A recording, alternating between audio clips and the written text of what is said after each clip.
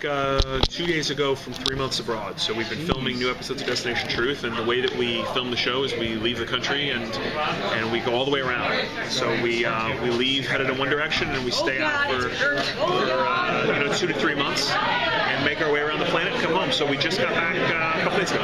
Wow. Yeah. But you love doing that. You just love travel. I do. One of those 10 million mile people with your name on a plane. I have to say, I read that article very carefully. I'm very jealous of that guy. I'm a long way from that. He put in some serious airplane time, that guy.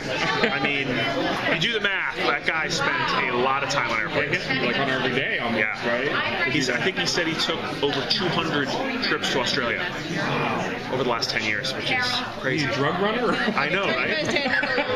Yeah, I mean, that's a long trip. So I'm a long way from 10 million mile status on United, but I do love to travel. I really I love the different places we go to. I love the opportunity to be able to go to these spots and experience these different cultures. So for me, it's a real dream come true. Yeah.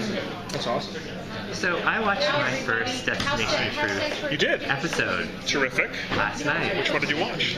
Your one where you go and look for ghosts at the foot of Mount Fuji. Mm-hmm. So how was it? I actually grew up in Japan. Oh, terrific. So how was it experiencing kind of Japanese people where they don't like to talk about sensitive subjects? Yeah, it's interesting you bring that up. That's true in a number of cultures where there's a real reserved attitude about speaking about things like that. But it's really in the approach, I think, and if you find people who really believe, especially in things like whether it's the paranormal or some of the strange myths and stories we go after, when you meet people who really feel like they've had an experience and seen something or heard something they can't explain, they typically want to share those stories. And so we were able to find a lot of people who were really open about that. At government level, sometimes people are a little sensitive about it, especially if it's something like ghosts and tragic sort of addresses in their country. They get a little sensitive, but for the most part, I think people want to tell those stories. They want to share their beliefs. Sure.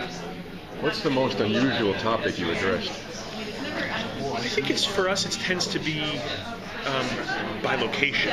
We've done a number of sort of ghost hunts on the show where we go to places where people believe that this place is haunted. And for us, the most unusual stories tend to be the place itself. We did an episode at Chernobyl a few years ago. We went to Antarctica last year to investigate these abandoned research facilities down there. And once you get into some of these places, the mythology of the actual location is so interesting that to be able to walk around in the shadow of the world's worst, or maybe now second worst, nuclear accident, or go to the bottom of the world. It's we end up in some kind of wild spots. Interesting. Yeah.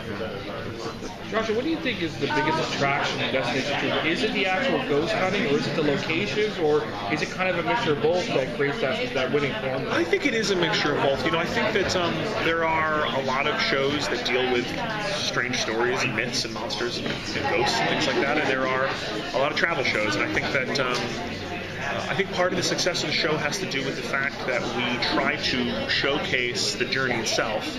We show all the flat tires and bumpy roads and misadventure that goes into travel, and I think that's a big part of what makes it work, is that people want to see what it takes to get to these spots, and then we, after bringing them along the battered road, we have a really interesting story to tell, whether it's a creature hunt or a paranormal story. It's I think it is a combination of those things. Yeah. So when you go to different locations, you like to ride donkeys, and you also like to eat interesting food. Yes. Right stuff.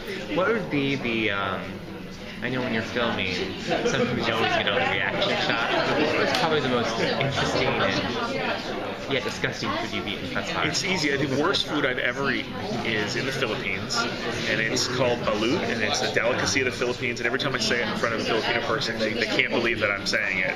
It is the worst thing in the world. It's an overdeveloped egg. So if you've seen it, and they warm it, so it's warm, and then you open it, and it is like partially partially developed. There's bones and beak and feathers, and it's sort of rotten. I mean, it's like a rotten, partially developed egg, and it's considered an aphrodisiac. I don't know how it's considered an aphrodisiac, and it's the one thing in 5 years of doing the show that I couldn't get down. I got it to about here, and then my body, and I just threw up. I turned my head away from camera, and I just threw up. Oh my God. I mean, spiders and all sorts of gross stuff on the show, but that egg it's not for the faint of heart. Wow. And we went back to the Philippines just a couple of weeks ago for the show, and we worked with the same locals, and they said, "Do you want us to get you more of the?" I was like, "I'll walk off. I will not. Don't even bring it near me. If I smell it, I'm in trouble." So that's my least favorite food. I've heard Anthony Bourdain in an episode of No Reservations talk about that in Iceland there's a rotted shark meat that they eat too, which I've had, which is probably a runner-up. But they drink that with like a really strong alcohol right after. So you kind of, if you hit that in the right order, you can usually get away with it. The alcohol first and then that? No, that and the other, right, exactly. A lot of alcohol beforehand, then that, then a lot more, right, exactly.